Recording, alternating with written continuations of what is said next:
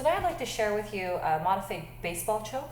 The modified baseball choke, I call it the modified baseball choke because when I first learned this submission, it was performed a little differently than how I do it now.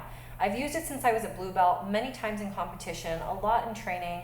It's something that's really great because once you get into this dominant position where you're in cross side, you can pop up onto knee and belly and really make use of it, make use of your body and all your leverage, right?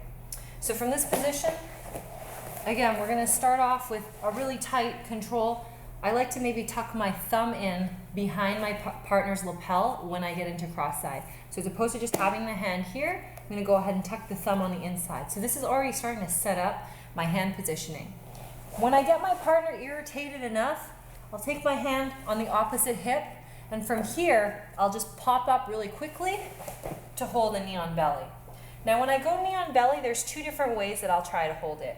One is I'll surf their belly, okay? Two, if I want to make them really uncomfortable, and I'll usually do this for somebody that's much larger than me, I'll take the point of my knee and I'll drive it into the sternum. And the pressure I want to think about is driving my knee straight down into the mat, almost like a stake to the heart. So this is surfing, right? From here, I'm going to drive the sternum in and I'm going to pull up. This applies a lot of pressure to your partner, makes them really uncomfortable. If even it makes them feed you their arm. This is what I want for Stefan to maybe put his hand on top of my knee. Because what I'm going to do next is that now that I've cleared his neck, I'm going to take my hand off his hip and drive my forefingers inside. Now, the important thing here is with the grip, you don't want to have too much slack. You want to make sure that your thumb is in deep from the first setup. Your second hand, when it comes in, you want to, again, hold it like a baseball bat. So you don't want to have your hands too far apart. I want to be able to use the blades of my wrist clear against the side of Stefan's neck. So I have pressure with knee on belly, he's blocking it. And what typically you learn is to always keep your arms straightened out. What I want to do in this position is I'm going to go ahead and bend my elbows and I'm going to drop a little pressure into his chest with my elbow as well.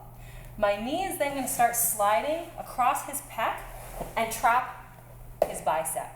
From here, I'm going to post my leg far out so that I can drop my weight into my leg onto his arm.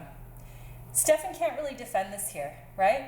I'm going to continue to circle around while applying hard pressure with my elbow across his body. Now, he's already getting ready to tap and I haven't even come around yet.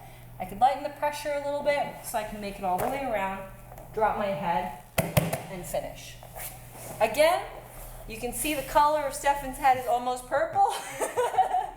It's pretty great in terms of being able to really squeeze the pressure, cut off the blood flow right there. When we're setting up from side control, you have to remember, don't just leave your hand out here. Set your grip up already. So I want to use my thumb and insert it into the back of his lapel. My opposite hand comes onto his hip and I'm going to pop up pretty quickly, either to surf or I could be a little bit more mean and drop pressure. Okay? When this happens, your partner is going to be distracted and put their hands onto your knee. This is where you're going to open up the lapel, drive your forefingers inside, make your grip. Drop pressure onto your partner's sternum using your elbow, and then start driving your knee across to trap their arm. Post your leg out, continue to drive your elbow across to their opposite shoulder, all the way around to finish. Yeah.